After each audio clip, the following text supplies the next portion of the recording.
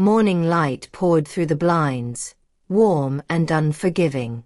Adrian was still at my window, silent, his eyes fixed on the city like he was memorizing it.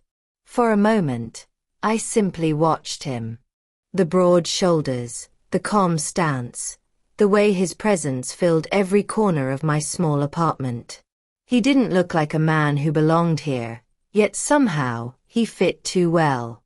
When he finally turned to face me, his expression softened. "You're staring," he said with that half smile that made my chest tighten. "Because I don't understand you," I admitted, my voice barely above a whisper. His smile faded, replaced by something heavier. "And maybe you never should." The way he said it sent a shiver racing down my spine. But instead of fear, I felt hooked. Like the more he pushed me away, the deeper I wanted to dive in. We spent the day together. He insisted on it.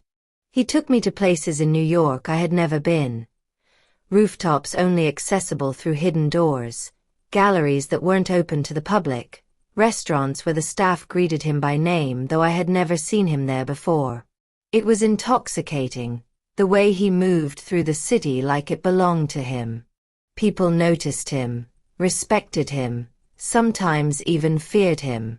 And everywhere we went, his hand never left mine. But then, the cracks started to show. At one rooftop bar, I excused myself to the restroom. When I returned, Adrian was gone from his seat.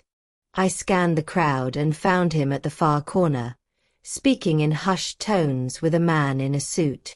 Their conversation looked tense, urgent. When the man tried to walk away, Adrian grabbed his arm. The grip was firm, almost threatening. When Adrian noticed me watching, his entire demeanor shifted. He let the man go and returned to me as if nothing had happened. "Who was that?" I asked. "No one important," he said quickly, kissing my forehead as if to erase the question. But the chill in my stomach told me otherwise. Later that night, back in my apartment, I pressed him again. "Adrian, what do you do? Who are you, really?" He stared at me for a long time, silent, his eyes unreadable. Finally, he said, "The less you know, the safer you are." Those words should have terrified me. They should have made me push him away, close the door, and never look back. But instead, they pulled me closer. Because even as danger bled from his voice, desire wrapped itself around me tighter than ever. That night, our passion burned hotter, wilder.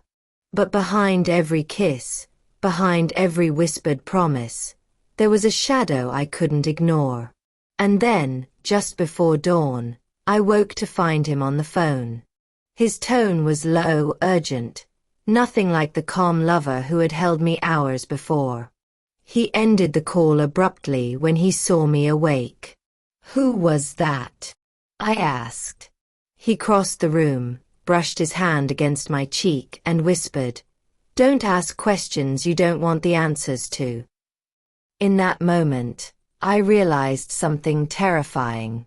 Adrian wasn't just a mystery. He was a secret.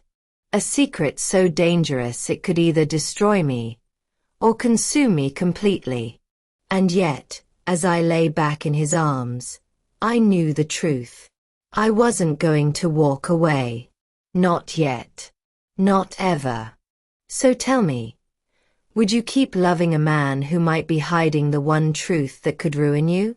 If you're still with me in this story, make sure you like, share, and subscribe. Because in the next chapter of my diary, the first real lie will be exposed.